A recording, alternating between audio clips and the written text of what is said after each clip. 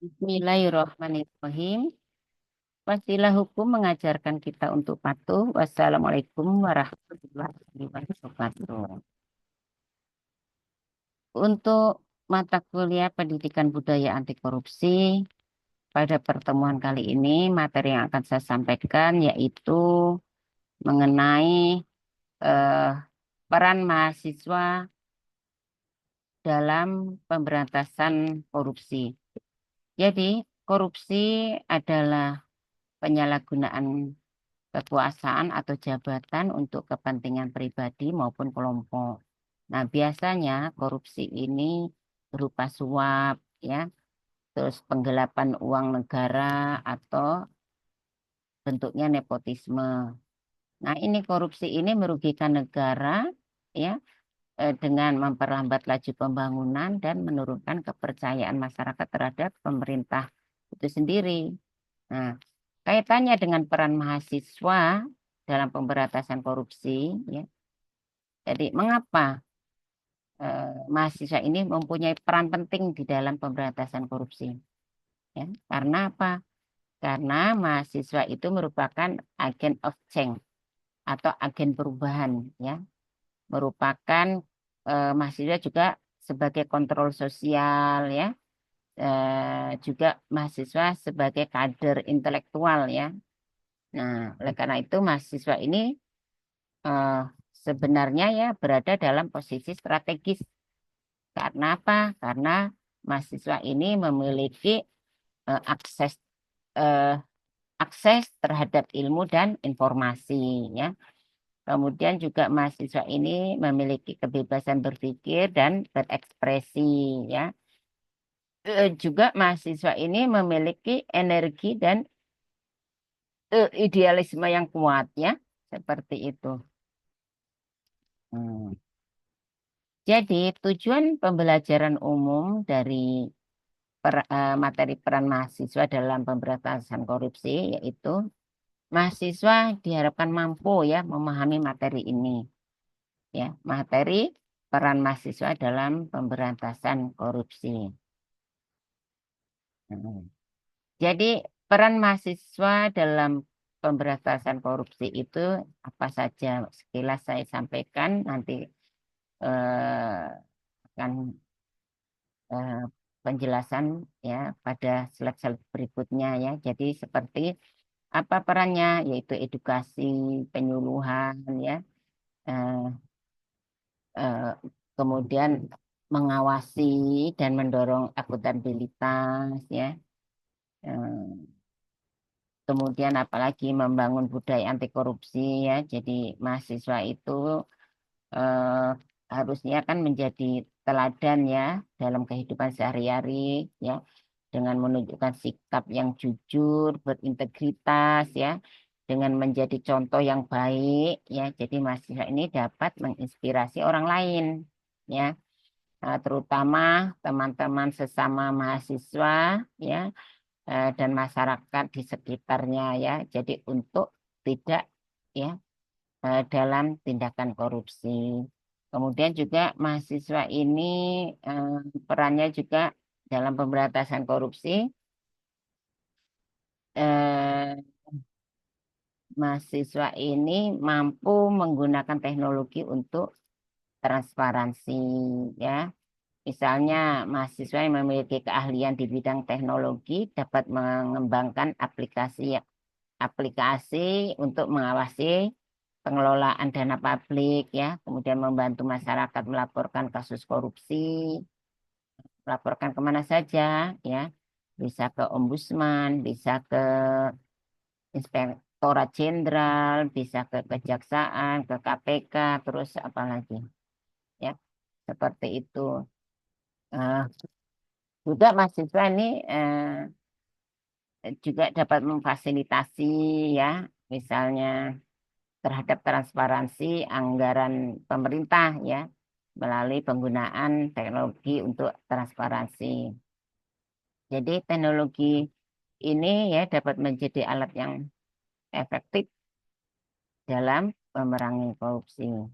Juga mahasiswa ini ya dalam perannya ini bisa melakukan partisipasi dalam pengawasan. Ya, jadi mahasiswa ini bisa terlibat dalam lembaga atau organisasi yang memiliki fokus pada pemberantasan korupsi ya, seperti KPK atau LSM ya. Jadi boleh itu masuk ke dalam itu organisasi LSM ya.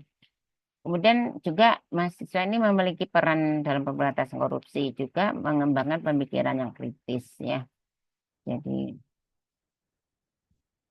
eh, jadi mahasiswa ini dengan pemikiran yang kritis ini dapat menganalisis situasi dan mencari solusi untuk mengatasi masalah korupsi dalam berbagai sektor seperti itu ya.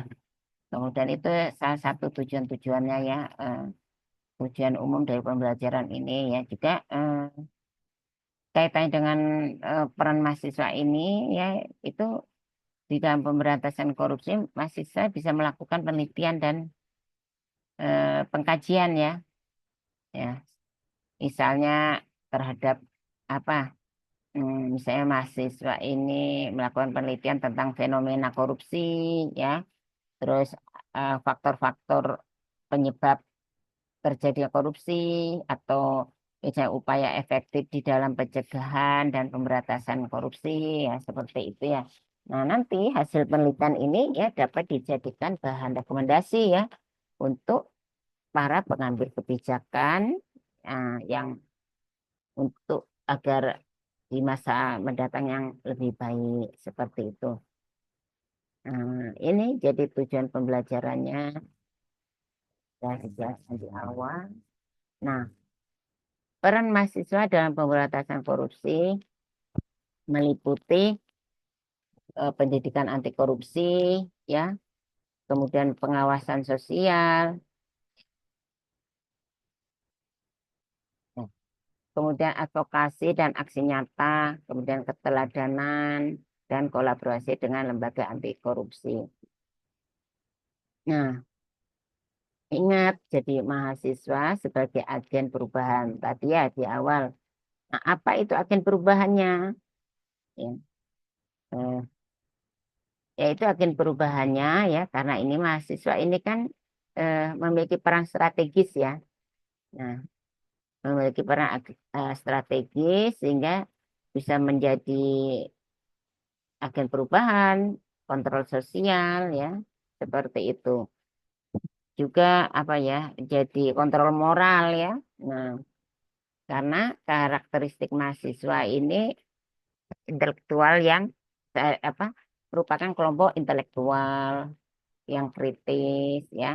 Kemudian juga mahasiswa ini harusnya independen ya, independen dan progresif. Jadi mahasiswa yang independen dan progresif itu ya merupakan mahasiswa yang berpikir kritis dan mandiri, tapi juga aktif ya memperjuangkan perubahan positif secara berani dan bertanggung jawab, yaitu jadi independen dan progresif. Nah, kembali kepada pembahasan peran mahasiswa dalam pemberantasan korupsi yang terkait dengan pendidikan anti korupsi ya. Lalu apa bentuk pendidikan anti korupsi itu? Nah, yaitu mengikuti dan menyebarkan edukasi tentang nilai-nilai anti korupsi ya. Apa itu nilai-nilai anti korupsi ya? Seperti kan pernah ya, seperti apa ya?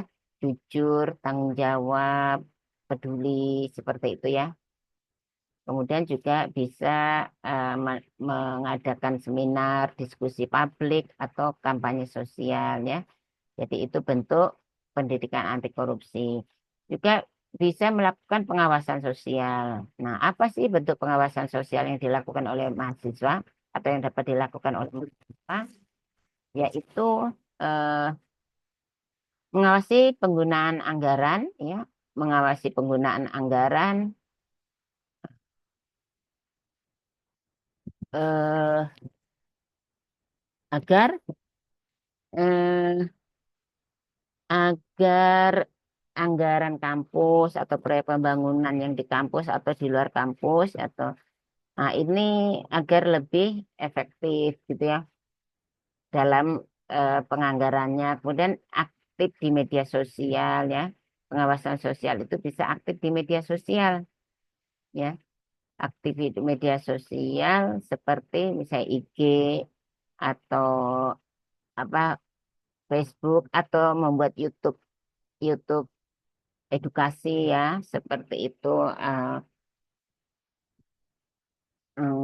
Kemudian juga advokasi ya, advokasi dalam hal aksi yang nyata, advokasi aksi yang nyata nih apa bentuknya misalnya ya, bentuknya bisa melakukan advokasi kepada lembaga terkait ya bila bila ada indikasi korupsi ya. Jadi lakukan advokasi, kemudian juga mengorganisir demonstrasi ya, mengorganisir demonstrasi atau aksi damai jika dibutuhkan ya terkait dengan eh, adanya tindak pidana korupsi yang dilakukan oleh pejabat publik ya. Yang kemudian ada keteladanan nih. Jadi peran mahasiswa nih memiliki keteladanan ya. Apa bentuk keteladanan yang patut dicontohkan oleh mahasiswa? Misalnya ya, menolak praktek anti korupsi di lingkungannya sendiri ya. Misalnya tidak mencontek, tidak memberi suap untuk nilai atau tidak memanipulasi data. Kapan itu data dimanipulasi? Biasanya eh, yang paling berpotensi ketika di akhir program membuat penelitian ya. Nah, ternyata tidak survei di lapangan, datanya data fiktif. Atau misalnya penelitiannya bentuknya eksperimen, ya. Eh, tapi tidak dilakukan sungguh-sungguh ya. Padahal ingat semua itu ya, hasil penelitian itu biasa dirujuk oleh peneliti berikutnya. Nah, akan rusaklah, akan menjadi bencana ya eh, apabila penelitian itu merupakan data-data manipulasi ya. Baik itu bentuknya survei maupun eksperimen. Apalagi kalau eksperimen, eksperimen itu kan diuji cobakan, baik pada binatang ataupun bisa jadi pada manusia. Ya, kalau data awal itu datanya data manipulasi itu membahayakan, sangat membahayakan. Jadi itu perlu diingat ya, karena hasil penelitian itu akan dijadikan landasan teori berikutnya atau dijadikan rujukan ya. Jadi ingat tuh, jadi jangan sampai memanipulasi data dalam kaitannya ya di institusi pendidikan ya mahasiswa nih ya. Kemudian yang kelima ini terkait dengan eh, kolaborasi dengan lembaga anti korupsi ya. Jadi kolaborasi dengan lembaga anti korupsi itu eh, bentuknya apa misalnya? Ya? Bentuknya itu bekerja sama dengan misalnya pihak KPK atau eh,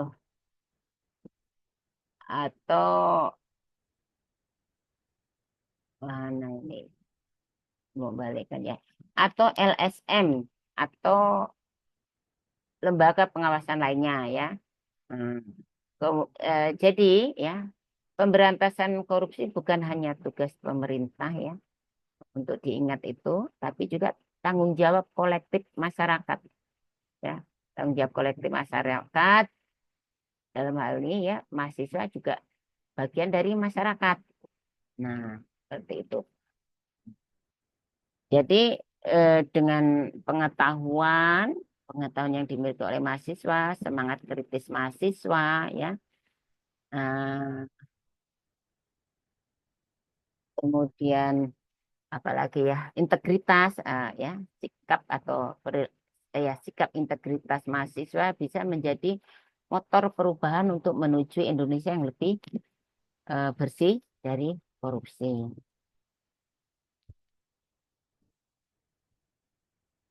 Nah, ini jadi gerakan anti korupsi berupa upaya perbaikan perilaku individu dan sistem. Nah, upaya perbaikan perilaku seperti mendorong mahasiswa untuk tidak mencontek, tidak menyuap, dan bersikap jujur ya. Juga mahasiswa ini belajar bertanggung jawab atas dana yang dipegangnya. Misalnya dalam KKN kan biasanya ada anggaran untuk kegiatan tuh. yang dipercayakan untuk dipegang oleh kelompok di dalam PKL ataupun KKN. Nah, itu jadi harus bertanggung jawab ya terhadap anggaran atau dana yang dipegangnya.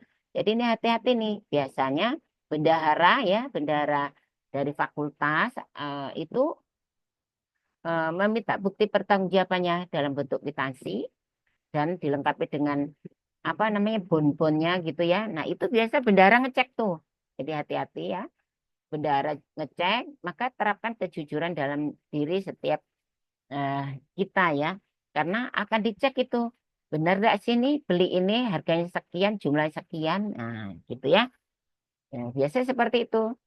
Nah, juga upaya perbaikan perilaku individu dan sistem ini ya, perbaikan sistemnya berupa misalnya menekan pihak kampus untuk memasukkan pendidikan ya, kalau di Poltekkes ini sudah siap melakukan pendidikan anti korupsi ya, kemudian juga mendorong kampus untuk membuat mekanisme pelaporan dan perlindungan pelapor ya terhadap indikasi-indikasi korupsi di kampusnya ya. Jadi perlindungan terhadap pelapor ya, pelapor itu sendiri whistleblower ya, jadi yang patut untuk dilindungi. Nah, jadi gerakan anti korupsi, gerakan mahasiswa dalam hal anti korupsi ini harus mengakar pada perubahan perilaku individu ya, pada perubahan perilaku individu ya seperti jujur, tanggung jawab, berani ya, eh, dan juga mendorong perubahan sistem. Apa itu perubahan sistem? Transparansi, akuntabilitas, efisiensi misalnya. Jadi kombinasi keduanya ini ya, kombinasi keduanya ini eh, akan menciptakan budaya anti korupsi yang kuat di lingkungan kampus di dalam masyarakat. Seperti itu ya.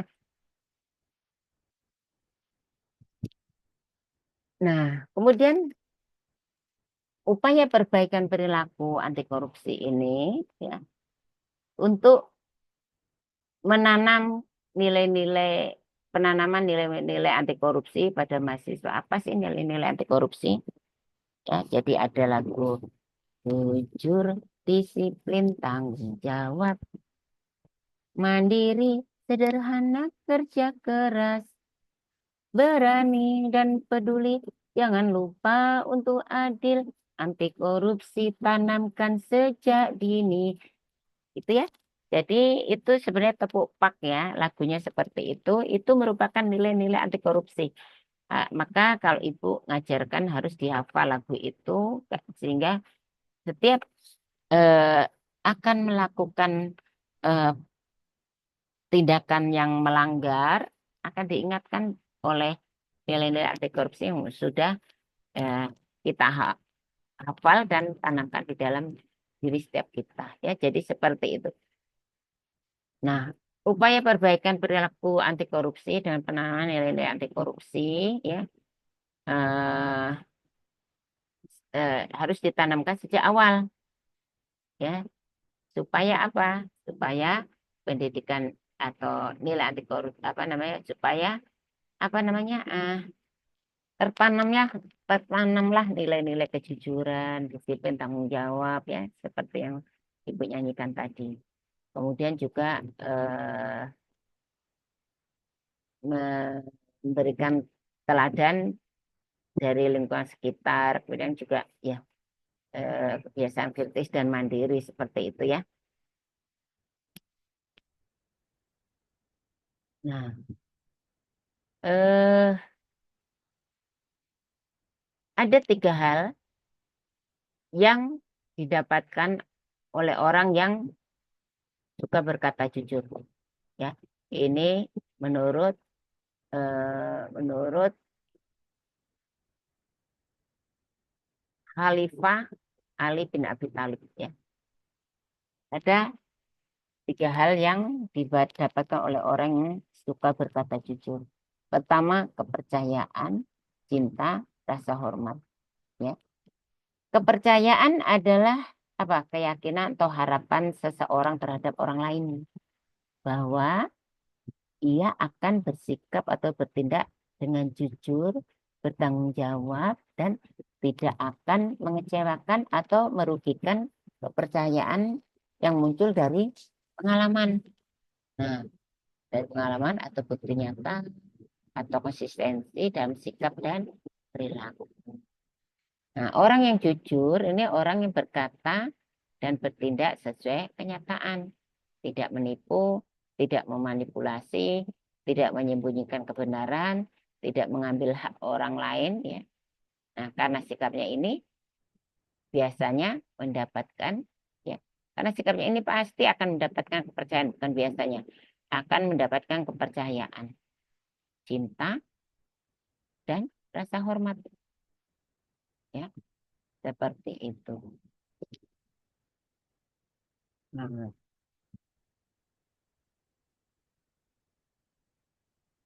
nah, ciri-ciri orang yang dipercaya, ya, ciri-ciri orang yang dapat dipercaya ini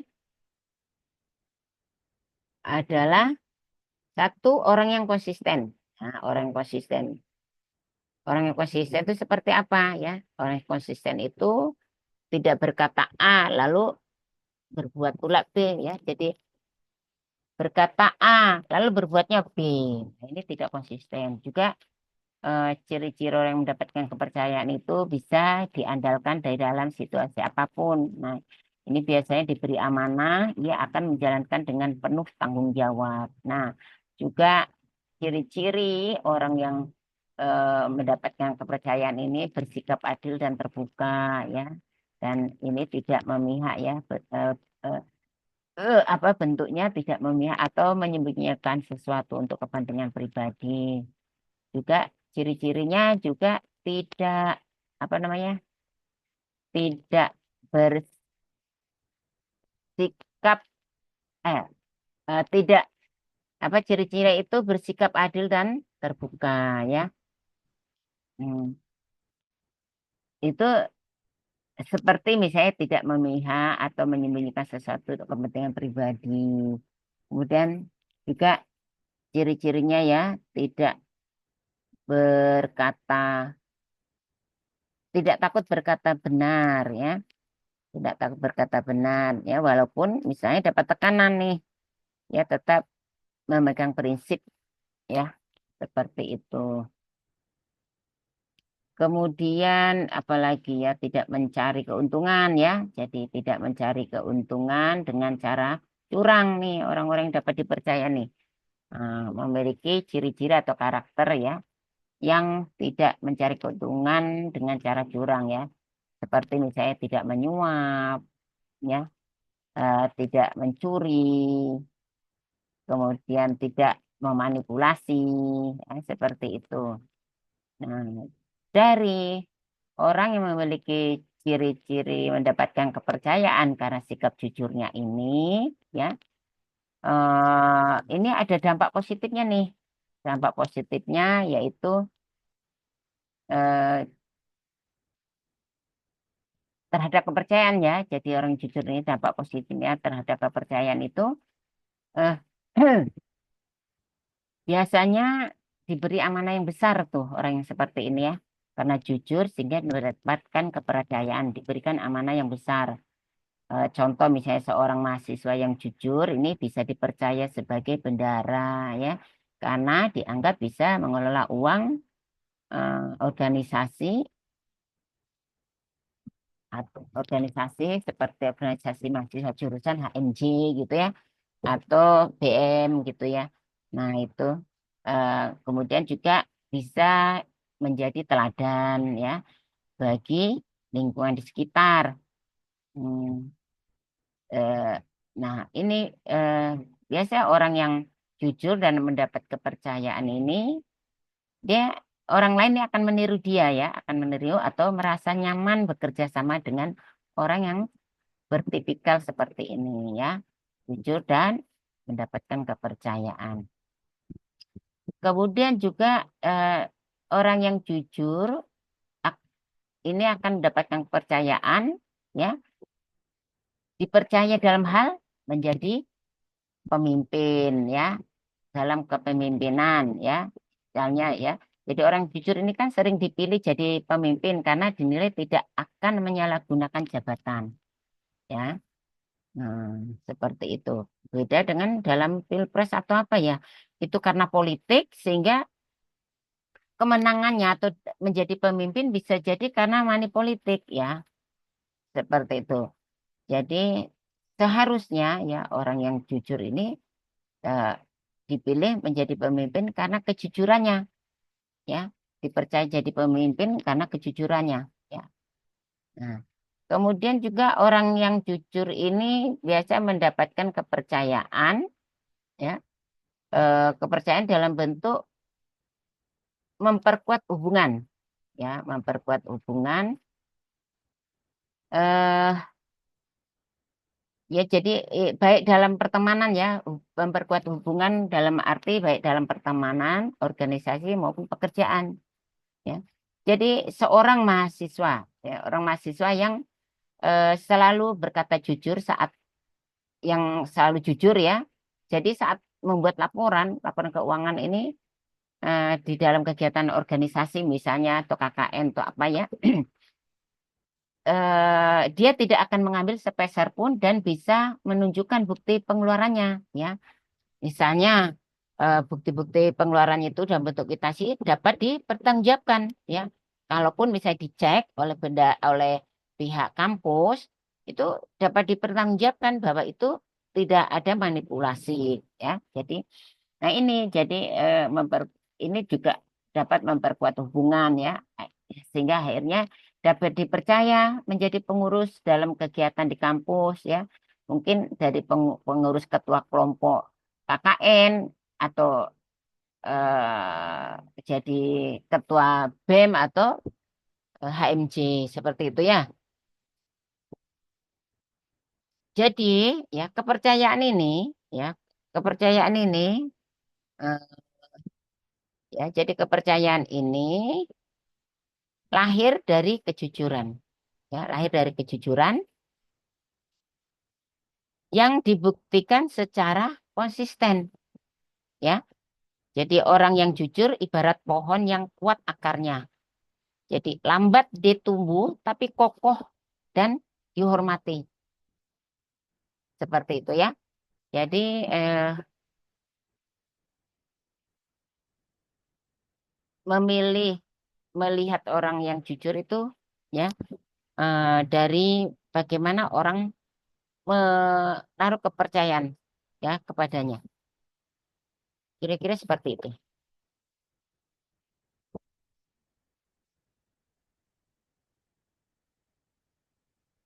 Kemudian orang yang suka berkata jujur ini akan mendapatkan kepercayaan. Ya, hmm. Ini tadi Ibu ceritakan yang sekilas dan ini eh, tercatat di sini bahwa mengapa kejujuran menumbuhkan kepercayaan? Karena kejujuran membuktikan integritas, ya, ya. Jadi dan ini kejujuran ini fondasi, ya, fondasi, fondasi kejujuran fondasi dari untuk membangun kepercayaan, ya. Nah, ini kejujuran membuktikan integritas, ya. Jadi ketika seseorang itu jujur, mereka menunjukkan integritas atau kesatuan antara kata dan tindakan. Nah, ini membuat orang lain merasa bahwa mereka dapat mengandalkan orang tersebut, ya. Karena apa yang dikatakan atau dijanjikan akan dilakukan. Nah, kemudian ini juga ya kejujuran mengurangi rasa curiga, ya. Nah, ini kejujuran ini kan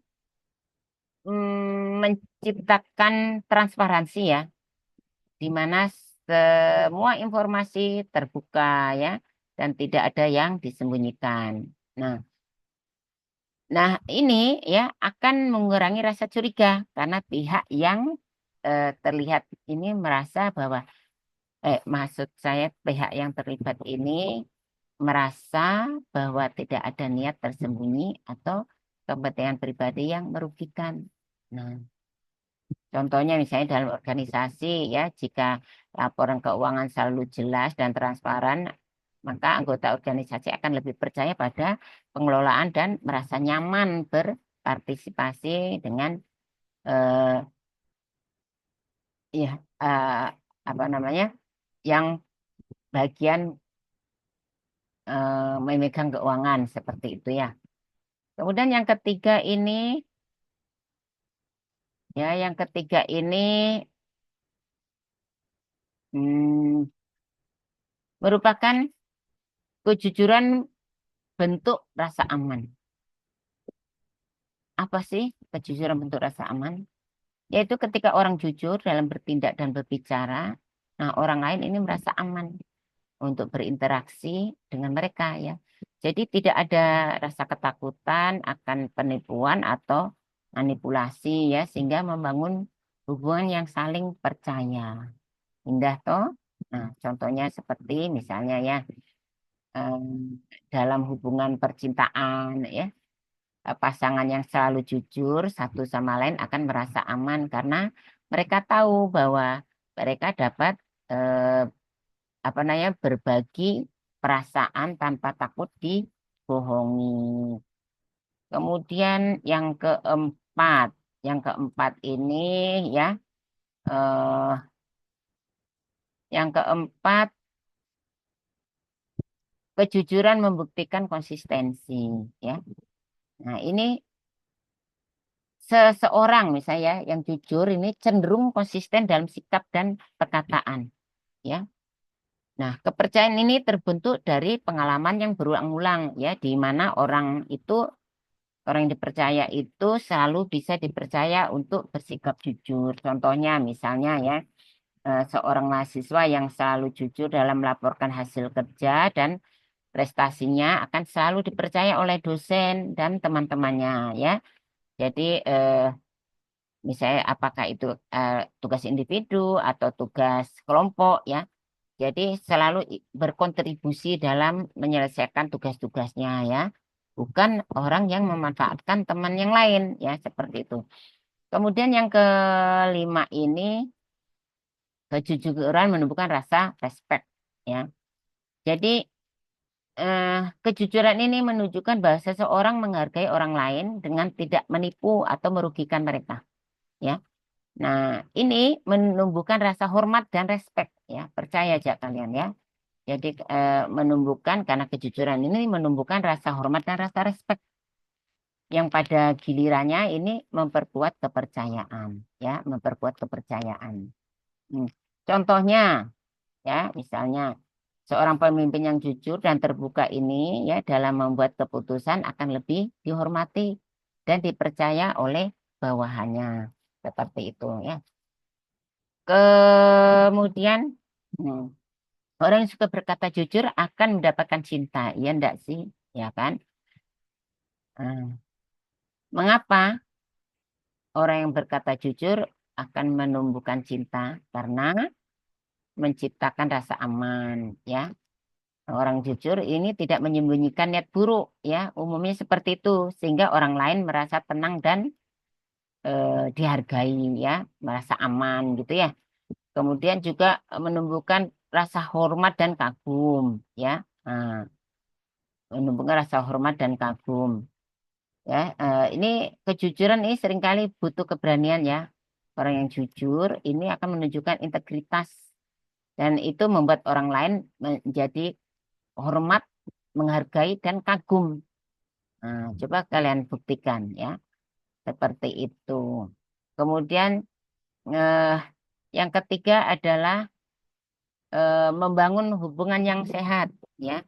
Jadi ini hubungan yang dilandasi kejujuran ini tidak penuh dengan curiga ya. Jadi tidak dipenuhi dengan kecurigaan ya. Nah, umumnya ini lebih harmonis dan langgeng ya. Jadi seperti itu. Nah, ini contoh nyata terkait dengan ini ya. Misalnya di lingkungan kampus ya. Nah, seorang mahasiswa selalu jujur dalam laporan keuangan organisasi ini ya meski dia tidak populer ya. banyak teman yang akhirnya menghormati dan menyayanginya, ya menyayangi ya. Karena apa? Karena tahu dia ini bisa dipercaya. Kemudian dalam hal persahabatan misalnya ya, jadi teman yang jujur ini memberitahu misalnya contohnya kekurangan kita di dalam cara yang apa memberitahu bagaimana harus bersikap baik. Bukan malah membicarakannya di belakang. Karena itu ya orang yang seperti ini biasa dicintai dan dianggap sahabat sejati oleh temannya gitu ya. Kemudian dalam hubungan cinta ya, dalam hubungan cinta ini ya seorang yang tidak pernah berbohong ya, atau yang berkata jujur itu ya itu itu yang berkata jujur dengan pasangannya misalnya tidak pernah bohong gitu. Meski misalnya dalam hal kecil sekalipun ya dia tidak berkata bohong, ini akan lebih dicintai karena dianggap tulus dan setia.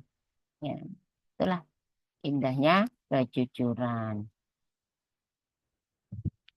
Nah, lalu orang yang suka berkata jujur akan mendapatkan penghargaan. Mengapa kejujuran menumbuhkan penghargaan? Ya, karena satu, kejujuran mencerminkan integritas. Ya, jadi ketika seseorang itu jujur, mereka menunjukkan bahwa mereka memiliki integritas, yaitu kesatuan antara apa yang dikatakan dengan apa yang dilakukan. Ini berarti bahwa mereka tidak hanya berbicara tentang nilai-nilai tertentu, tetapi juga menjalankan dengan konsisten, ya. Contohnya misalnya seorang yang jujur dalam pekerjaannya akan dihargai lebih tinggi ya oleh rekan-rekannya dan atasannya bisa jadi mendapat reward ya karena integritasnya yang tidak diragukan lagi, misalnya seperti itu. Kemudian kejujuran menunjukkan keberanian dan keteguhan ya. Ini ya seringkali ya kejujuran ini membutuhkan keberanian, terutama dalam situasi yang sulit atau berisiko ya. Nah, seseorang yang berani berkata jujur meskipun ada konsekuensi yang berat ini ya dihargai karena menunjukkan keteguhan hati, akan mendapatkan penghargaan karena menunjukkan keteguhan hati ya eh, dalam memegang nilai yang benar. Contohnya misalnya ya, seorang teman yang jujur itu memberitahu ke kita bahwa kita ini salah ya. Meskipun itu ya bisa membuat kita marah ya karena kejujurannya, tapi akan dihargai karena keberaniannya berbicara kebenaran. Kemudian kejujuran itu dapat membangun rasa percaya diri ya. Dapat membangun rasa percaya diri ya. Ini kejujuran ini karena dapat ya membawa rasa damai dalam diri seseorang ya. Jadi karena menumbuhkan rasa damai sehingga seseorang itu memiliki rasa percaya diri ya. Oleh karena itu dengan menjadi jujur, seseorang tidak perlu khawatir untuk menyembunyikan kebenaran atau berbohong.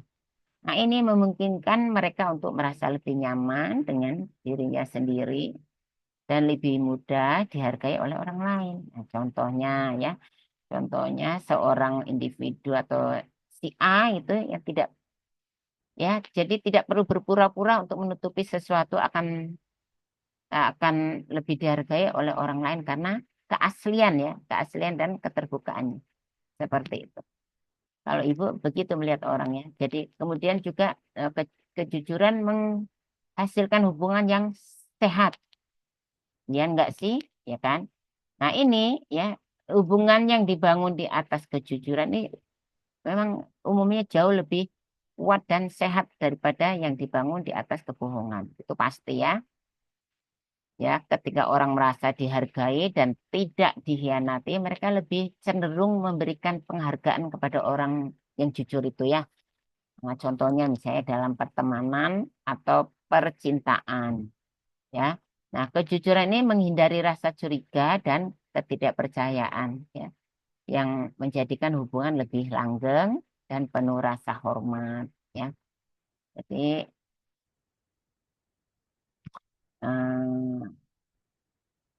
contohnya misalnya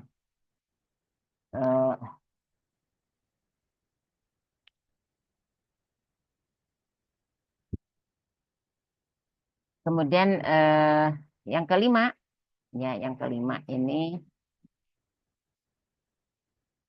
ya, yang kelima kejujuran menginspirasi orang lain. Nah, jadi seseorang yang jujur ini dapat menjadi teladan bagi orang lain. Ya, kejujuran ini menginspirasi orang lain untuk bertindak dengan cara yang sama. Ya, jadi orang jujur aja orang lain akan terinspirasi untuk jujur juga. Ya, jadi, nah ini akan meningkatkan penghargaan ya terhadap individu yang jujur itu, baik dalam lingkungan sosial, dalam lingkungan profesional maupun di dalam lingkungan keluarga ya. Contohnya misalnya seorang pemimpin yang jujur ini ya tidak hanya dihargai karena keterbukaannya, tapi juga karena mampu menjadi inspirasi bagi orang lain untuk meniru sikap positifnya itu ya, sikap kejujurannya itu. Kemudian ya, eh, peran mahasiswa dalam gerakan anti korupsi menjadi agen of change ya.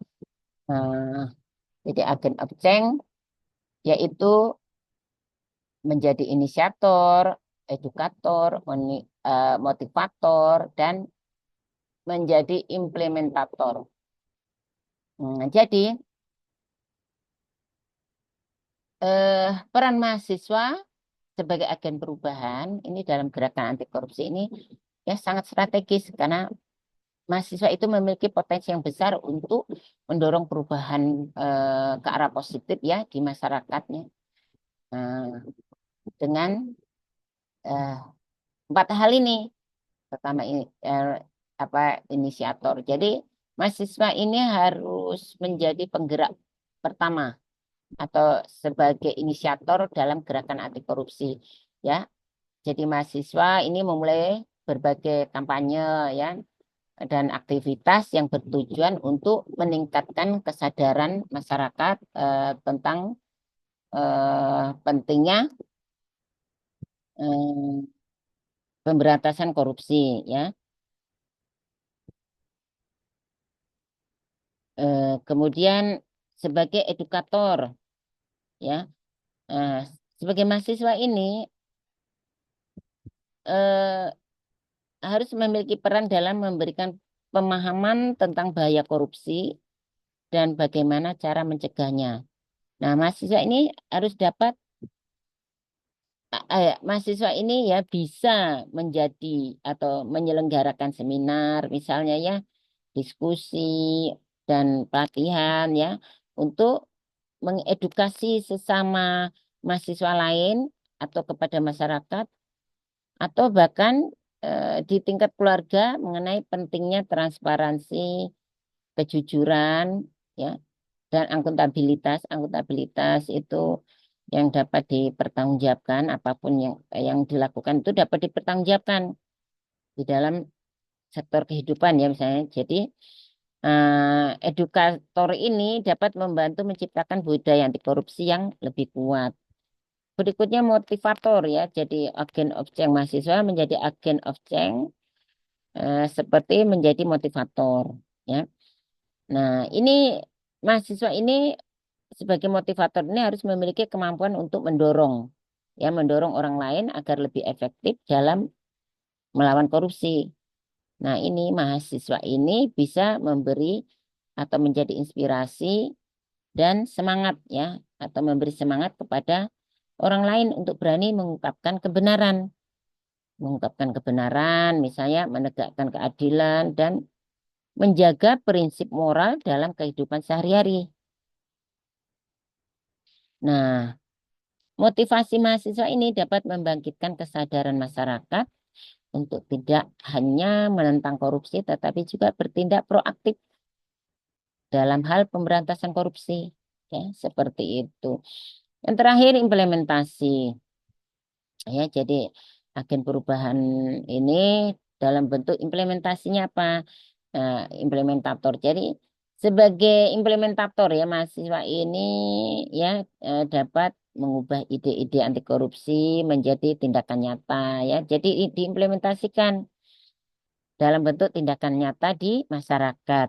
Ya, jadi mahasiswa ini berperan ya, harus berperan di dalam melaksanakan program-program anti korupsi ya, baik di kampus ya, baik di kampus maupun di komunitas, bahkan juga di level pemerintah ya. Nah, ini bisa meliputi pengawasan, kemudian pengelolaan dana kampus, pelaksanaan program sosial, advokasi kebijakan, menciptakan sistem seperti yang di awal saya sampaikan tadi ya. Jadi, pada prinsipnya ya, sebagai mahasiswa ini sebagai agen perubahan, mahasiswa memainkan peran penting di dalam gerakan anti korupsi dengan menjadi inisiator terhadap ide-ide baru, edukator ya, yang memberikan pengetahuan ya, kemudian motivator yang menginspirasi orang lain untuk bertindak, dan implementator ini yang apa ya, melaksanakan atau menerjemahkan dari teori ke dalam praktek nyata. Ya, dengan peran ini, mahasiswa memiliki pengaruh besar di dalam menciptakan perubahan sosial yang positif. Ya, seperti itu. Eh, Lalu keterlibatannya, tadi kan perannya. Keterlibatannya juga sama, keterlibatannya di dalam keluarga, kampus, masyarakat, lokal, dan nasional. Nah, hmm. Jadi keterlibatan mahasiswa di dalam gerakan anti korupsi di lingkungan kampus dapat ya dapat dilaksanakan ya, dilaksanakan eh, baik di lingkungan keluarga, kampus, maupun masyarakat dan lokal. Nah, kalau untuk di lingkungan keluarga ya, keterlibatan di lingkungan keluarga terhadap gerakan anti korupsi ya, seperti satu, adanya penerapan nilai-nilai religius ya sesuai dengan ajaran keyakinannya masing-masing ya. Kemudian bantuan tanpa pamrih ya, kemudian belajar mengakui kesalahan. Nah, ini diterapkan di dalam diri setiap orang. Jadi eh, mengapa timbul pertanyaan, mengapa gerakan anti korupsi di lingkungan keluarga itu penting? Ya, karena lingkungan keluarga itu merupakan lingkungan yang pertama untuk belajar ya, lingkungan pertama untuk belajar ya. Nah, ini eh, karena apa? Karena keluarga ini tempat pertama kali bagi seseorang untuk apa? Untuk belajar tentang nilai-nilai seperti kejujuran, keadilan, tanggung jawab ya. Kan kita nih diajarkan oleh orang tua kita ya untuk berkata jujur ya. Seperti ibu sendiri menanamkan kejujuran pada anak ibu. Sekecil apapun harus jujur. Nah, ya, kalau udah berani berkata jujur, jangan dihakimi lagi, jangan dihukum gitu. Udah eh, supaya udah menjadi kebiasaan berkata jujur gitu ya. Tapi tetap diberikan peringatan, nasihati gitu bahwa eh, eh, jika tidak berkata jujur atau bohong itu di dalam apa agama itu seperti apa larangannya ya. Kemudian sanksinya seperti apa, kan seperti itu ya. Nah, jadi itu semua dapat dimulai dari rumah. Juga terkait dengan eh, ini ya, kenapa penting juga apa gerakan anti korupsi berawal dari keluarga, karena dalam membentuk karakter generasi yang berikutnya atau yang akan datang ini seperti anak-anak dan remaja ini ya. Pertama kan tumbuh di lingkungan keluarga ya. Nah, maka kok keluarganya jujur, adil, ini cenderung nilai-nilai itu akan diadopsi oleh eh, lingkungan keluarga kita itu, generasi muda di dalam lingkungan keluarga kita.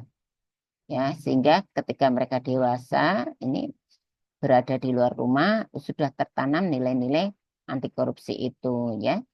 Jadi nilai-nilai anti korupsi dan nilai-nilai religius ini ya memiliki hubungan yang sangat erat ya, terutama dalam konteks keluarga ya. Jadi Keluarga ini merupakan tempat pertama ya untuk menanamkan prinsip moral dan etika, dan ajaran agama sering kali menjadi dasar untuk mengajarkan kejujuran, integritas, tanggung jawab. Ya.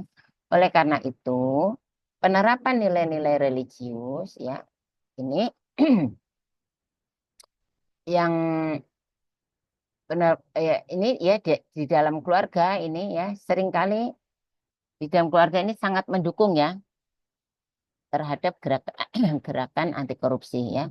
Karena ajaran agama mengutamakan kejujuran, keadilan dan amanah yang merupakan nilai-nilai utama dalam pemberantasan korupsi itu ya. Seperti itu. Jadi eh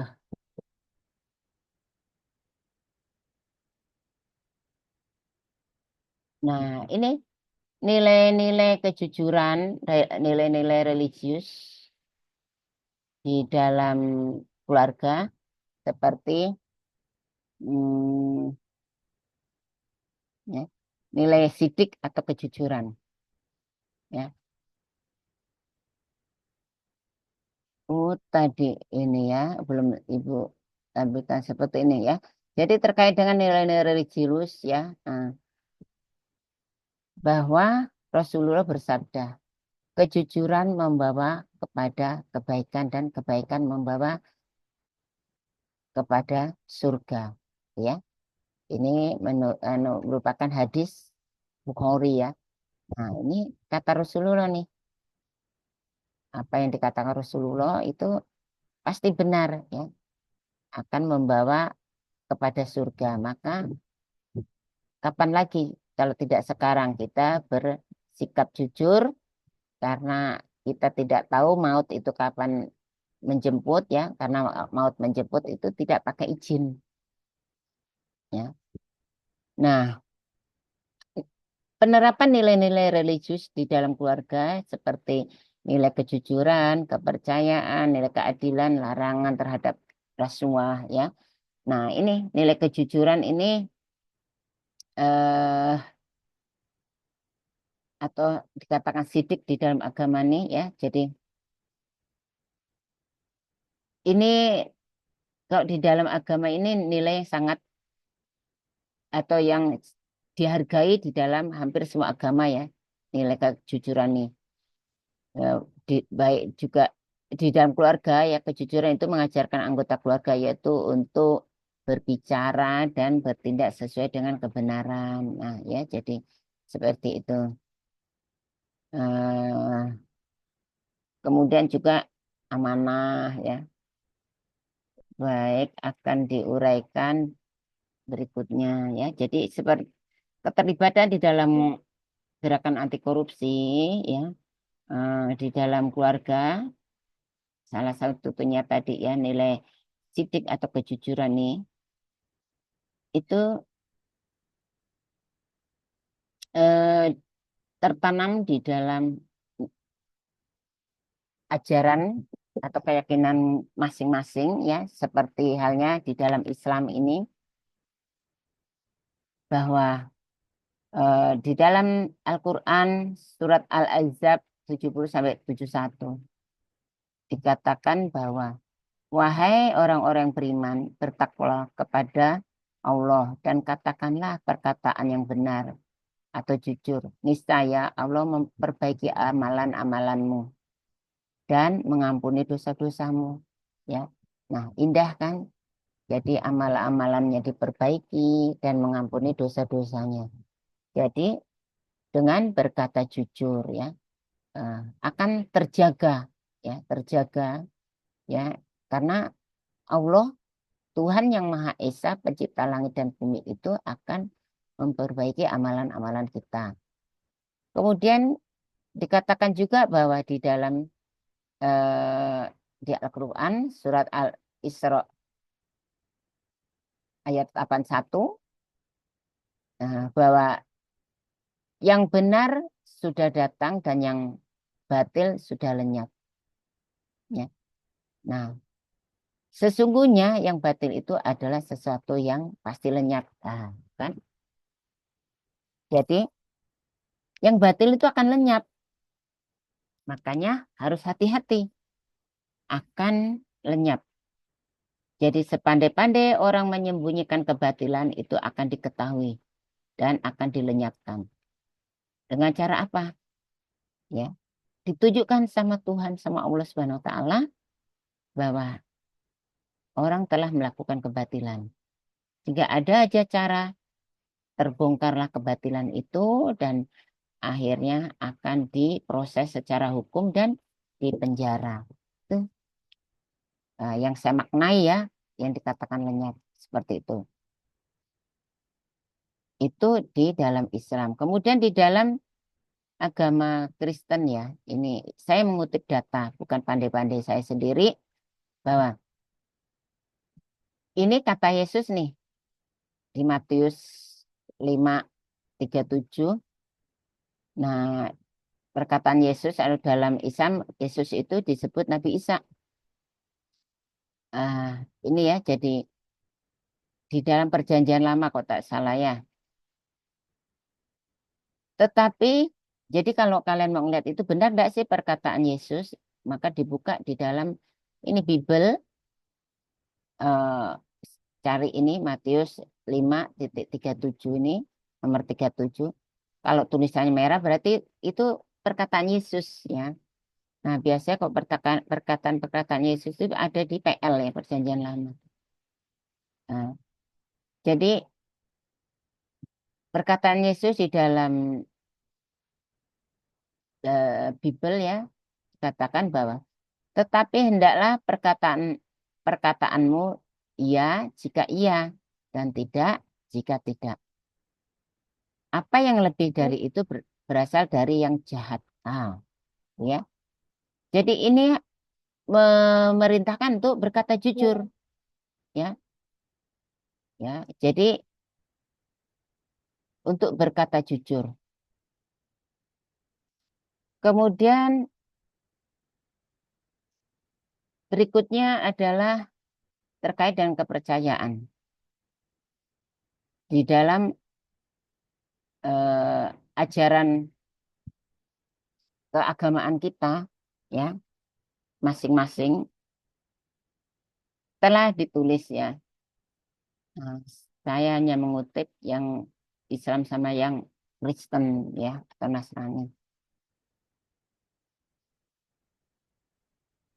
Yang lain tidak, saya tidak mempelajari ya, tidak pernah. Nah, di sini keterlibatan di dalam keluarga terhadap gerakan anti korupsi ya, terkait dengan kepercayaan di dalam keyakinan masing-masing, terutama di dalam keyakinan Islam ya, ada di surat Al-Baqarah ah, apa namanya ayat 42 ya. Dikatakan bahwa dan janganlah kamu campur adukan yang benar dengan yang batil dan janganlah kamu sembunyikan yang benar itu padahal kamu mengetahuinya ya. Jadi eh, supaya mendapatkan kepercayaan jangan mencampur adukan antara yang benar dengan yang batil ya. Dan jangan menyembunyikan. Kalau orang jujur maka akan mendapatkan kepercayaan. Kemudian bagaimana kok dikaji di dalam Kristen? Ada datanya bahwa ini juga kata Yesus ya. Silakan kalian bisa searching Amsal 12:19 ini. Bibir yang benar tetap untuk selamanya. Tetapi lidah yang dusta hanya sementara. Nah, ini saya catat ada di perjanjian lama nih. Ya. Jadi seperti itu. Kemudian ya, jadi nah, ini ayat ini ya. Jadi ayat Al-Baqarah ini juga mengajarkan agar umat Islam mempercayai kebenaran dan tidak menyembunyikan kebenaran meskipun itu bisa merugikan atau tidak menguntungkan bagi kita. Jadi kepercayaan kepada kebenaran berarti kita harus menyatakan yang benar bahwa dalam situasi sesulit apapun ya. Juga pengertian di ini ya ayat ini mengajarkan bahwa kepercayaan pada kebenaran akan bertahan lama ya akan bertahan lama Sedangkan kebohongan akan segera terbongkar dan tidak akan bertahan. Jadi kebenaran ada hal yang kekal ya. Kebohongan akan terbongkar. Coba kita perhatikan dalam kehidupan sehari-hari. Para koruptor itu sebenarnya kalau yang belum ketahuan itu hanya belum aja apa-apanya belum ada momennya aja ya. Nanti suatu saat akan ketahuan, akan ditunjukkan. Karena kita yakini bahwa Tuhan itu tidak tidur. Ya, Tuhan itu bukan makhluk sehingga tidak tidur. Dia akan mengetahui terus ya. Jadi Tuhan itu bukan makhluk, tidak menyerupai apapun atau menyerupai manusia atau apapun, sehingga dia Tuhan itu tidak tidur.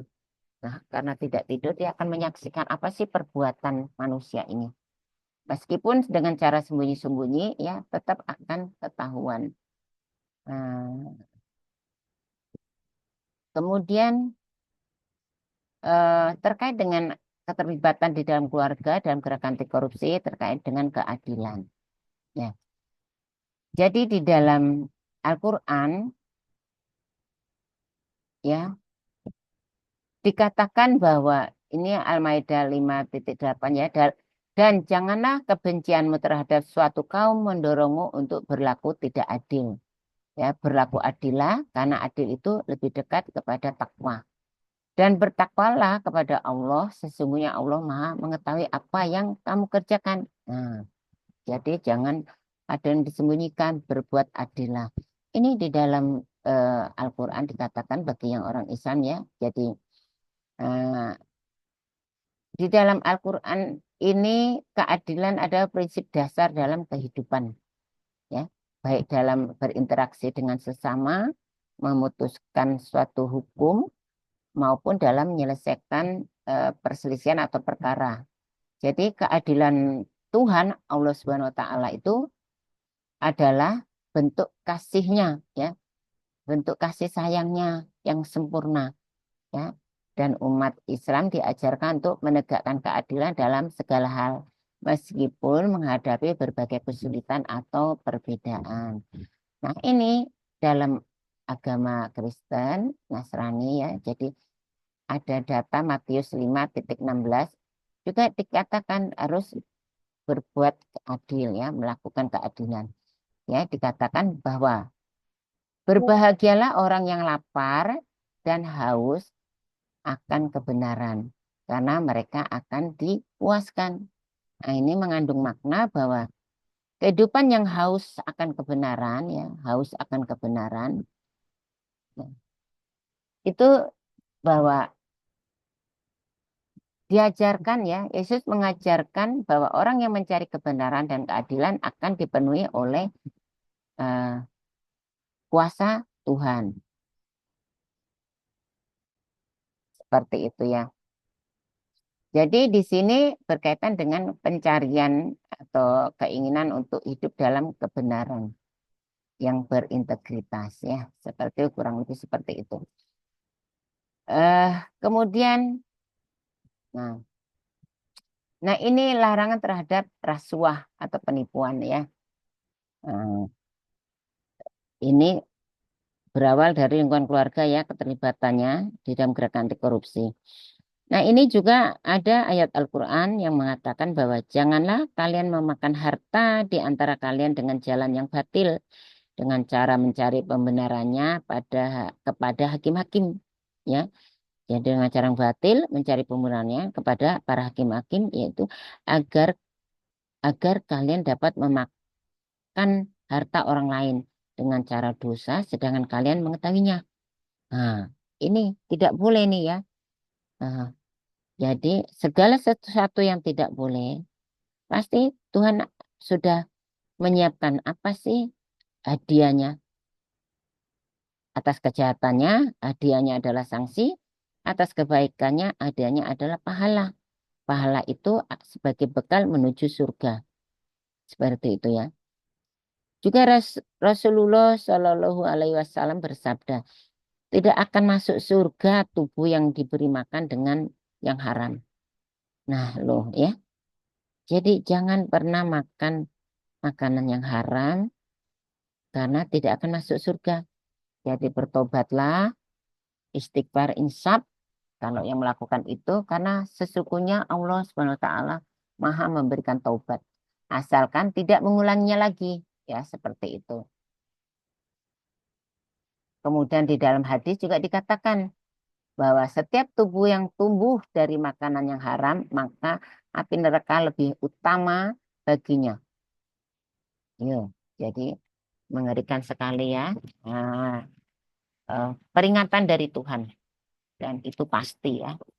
Sanksi hukumnya juga pasti akan ada seperti itu. Jadi ayat ini ya berbicara tentang khianat yang dalam konteks rasuah, ya, dalam konteks rasuah atau penipuan berarti mengkhianati amanah yang diberikan kepada seseorang ya. Nah, Islam ini menekankan pentingnya menjaga kepercayaan dan tidak menyalahgunakan posisi untuk keuntungan pribadi melalui cara-cara penipuan atau rasuah.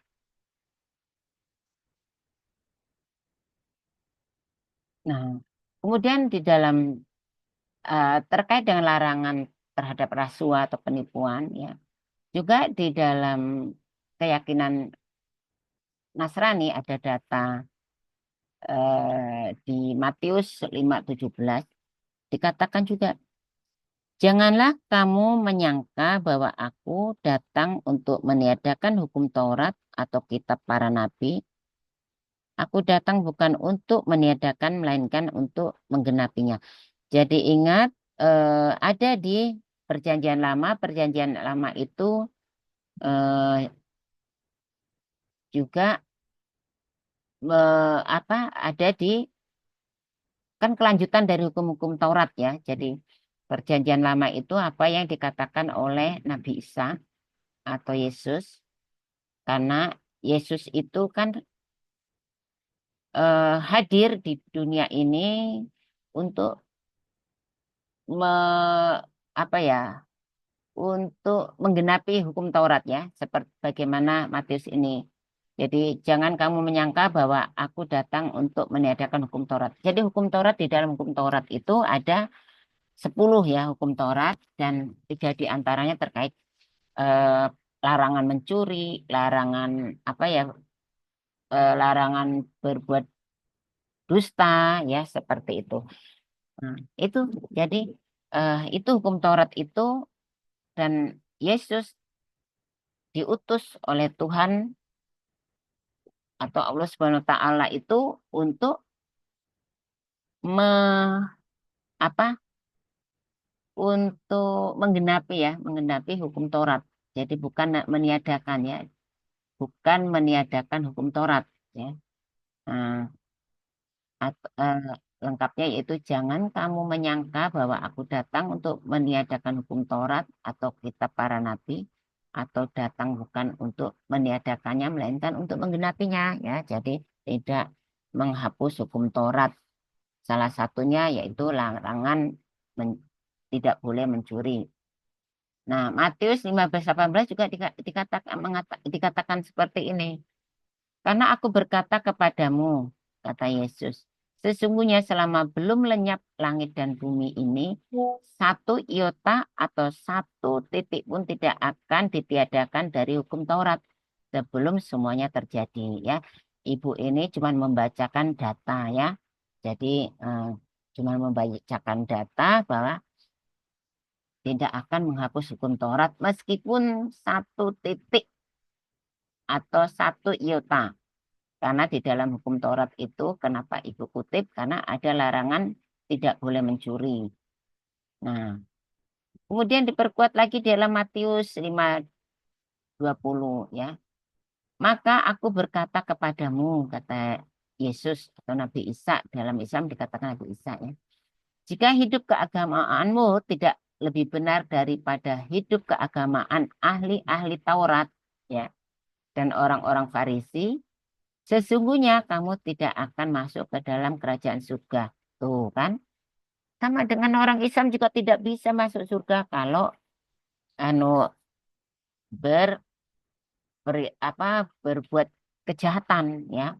Nah, ini. Jadi di dalam hukum Taurat itu 10 hukum Taurat itu semuanya kebaikan-kebaikan semua dan Yesus atau Nabi Isa itu menggenapinya ya dan tidak menghapus hukum Taurat itu.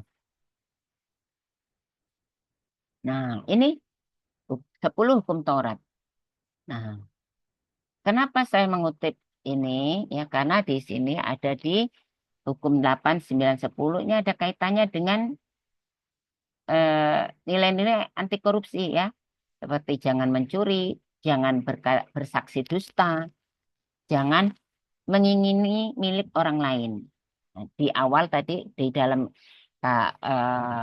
Ibu mengutip juga di dalam Al-Quran ya maupun hadis ya. Nah, jadi sama prinsipnya Tuhan tuh melarang untuk mencuri, untuk bersaksi dusta, ya jangan mengingini milik orang lain. Ya. Apakah ini dijalankan oleh umatnya masing-masing? Ya, larangan-larangan itu baik di dalam Islam maupun dalam Kristen. Ya, nah kita lihat sebagian besar menjalankan, ada sebagiannya lagi tidak menjalankannya karena terbukti ya banyak yang masuk penjara atau ya bahkan melarikan diri karena kasus korupsi ya. Padahal kalian bisa ngecek sendiri di media sosial ya siapa. Bahkan ada yang korupsi sampai triliunan ya. Ada yang lari ke luar negeri yang triliunan sampai 271 triliun ya. Eh, itu eh, korupsi tambang timah ya. Nah, padahal baik di dalam saya tidak mengatakan itu agama ya penganut agama apa, tapi yang jelas di dalam ajaran agamanya ada larangan-larangan untuk mencuri, untuk bersaksi dusta, dan dilarang untuk mengingini atau memiliki milik orang lain, ya, seperti itu. Nah, seperti ini ya. Jadi di dalam hukum Taurat yang ada 10 di sini dicatat juga di dalam Keluaran 2015 ya kan. Jangan mencuri. Ya, kalau mau lihat di datanya nih ya, datanya ada. Kemudian silakan kalian searching Imamat 19 nomor 11 sampai 13 itu juga dikatakan jangan mencuri, jangan bersaksi dusta dan jangan berbohong seorang terhadap yang lain. Nah, ini kan kok jangan berarti kan ada sanksinya nantinya ya. Kemudian juga di dalam ini keluar data ya, bukan omongan Ibu. Keluaran 26 eh, nomor 6 ya. Jadi dikatakan juga engkau tidak boleh mengatakan kesaksian palsu tentang sesamamu. Nah, ada lagi di Keluaran 20 Jangan mengingini kepunyaan orang lain, rumahnya, istrinya, hamba-hambanya, ternaknya, keledainya atau apapun yang dimilikinya atau dimiliki orang lain. Nah, ini udah jelas nih, ada larangan untuk melakukan ini. Tapi mengapa masih saja orang yang notabene memiliki ber apa berkeyakinan atau memiliki agama ya menganut suatu agama tapi masih melakukan kejahatan-kejahatan kejahatan korupsi ya bahkan sampai triliunan ya triliunan yang sangat viral itu ya yang 271 triliun bahkan sampai 300 kalau didata dari kerugian-kerugian terhadap apa namanya kerusakan lingkungan ya sampai 300 triliun. Kalian bisa cek di anu di YouTube. Nah, Ibu menampilkan data-data tadi yang dari PL ya Perjanjian Lama. Nah, ini di dalam eh, juga Ibu akan menampilkan supaya fair ya. Jadi silakan kalian berpikir ya. Ah, di dalam Efesus 2:15 ini dikatakan sebab dengan matinya di sini berarti kan Yesus ya, nyanya ini dengan matinya sebagai manusia ia telah membatalkan hukum Taurat dengan segala perintah dan ketentuannya untuk menciptakan keduanya menjadi satu manusia baru di dalam dirinya dan dengan itu mengadakan damai sejahtera. Nah, ini di sini pula mana tadi membatalkan hukum Taurat. Telah membatalkan, ya, ini ya, membatalkan hukum Taurat, ya. Padahal di sini dikatakan, ya, di eh, Matius 5:17-20 ini dikatakan Yesus itu tidak akan menghapus hukum Taurat meski satu titik pun, ya, meski satu titik pun atau satu iota pun. Nah, ya, tidak akan meniadakan hukum Taurat. Artinya hukum Taurat itu tetap diberlakukan, dilarang mencuri, dilarang berbohong, ya, seperti itu. Nah, tapi kemudian di Efesus 2:15 ini berbunyi seperti ini. Silakan kalian mentelaah sendiri. Saya tidak ingin menafsirkan, ya. Saya hanya ingin menampilkan data. Nah, kemudian eh, ini lingkungan anti korupsi, ya, kantin kejujuran. Nah, jadi di sini ini sebagai bisa dijadikan percontohan. Dulu kita pernah memberikan contoh kantin anti korupsi, ya. Jadi jualan snack gitu, ya. Harganya udah tertera di situ, uangnya juga ada di situ. Jadi cuma eh, sayangnya, ya, masih belum teruji, ya, kejujurannya, modalnya tidak kembali, ya. Jadi sementara dagangannya habis, ya. Jadi mungkin suatu saat akan dicoba lagi, cuma belum, ya, seperti itu. Lalu keterlibatan di dalam keterlibatan di dalam masyarakat, ya, keterlibatan mahasiswa dalam pemberantasan anti korupsi di dalam masyarakat lokal dan nasional. Nah, ya, eh, maka keterlibatannya itu harus 3M, ya, mulai dari diri sendiri, mulai dari yang kecil, mulai saat ini. Nah, terapkanlah keterlibatan itunya, ya, dengan penerapan nilai-nilai anti korupsi, ya. Kemudian juga kampanye mengajak pencegahan korupsi, kemudian jadi role model atau percontohan atau apa eh, teladan, ya, teladan bagi orang lain terhadap anti korupsi, ya. Nah, di sini peran mahasiswa eh, tadi kan keterlibatan, ya. Sekarang peran mahasiswa di dalam anti korupsi, ya, di lingkungan keluarga, kampus, masyarakat lokal dan nasional, ya. Di lingkungan keluarga, ya, saya mahasiswa ini dapat berperan sebagai teladan moral dalam keluarga, ya, dengan mengajarkan nilai-nilai kejujuran dan transparansi.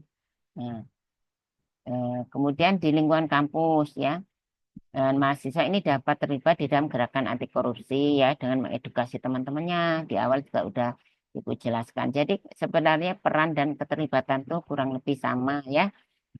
Kemudian di dalam masyarakat, mahasiswa ini juga memiliki peran, ya, peran dalam keterlibatannya dalam pemberantasan anti korupsi di masyarakat, yaitu kampanye anti korupsi, ya, pelatihan, seminar, diskusi dan sebagainya.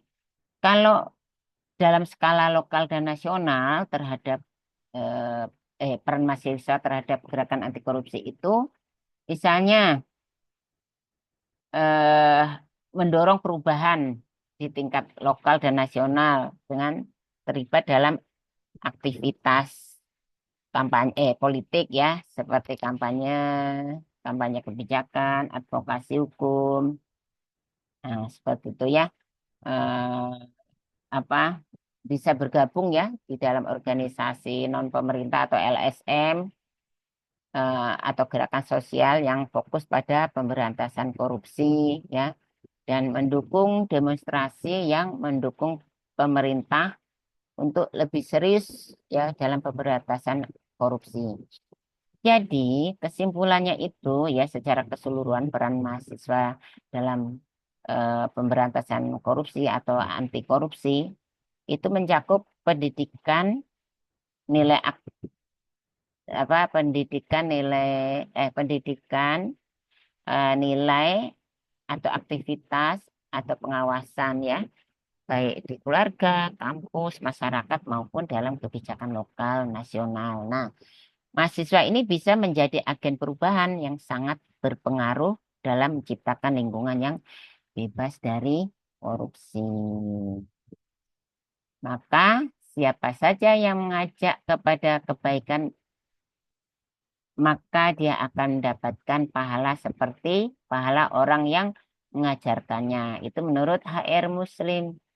Oleh karena itu, stop korupsi. Ya, terima kasih atas perhatiannya. Thanks for atten- atensinya ya. Nah, baik, terima kasih. Ibu akhiri. Wassalamualaikum warahmatullahi wabarakatuh.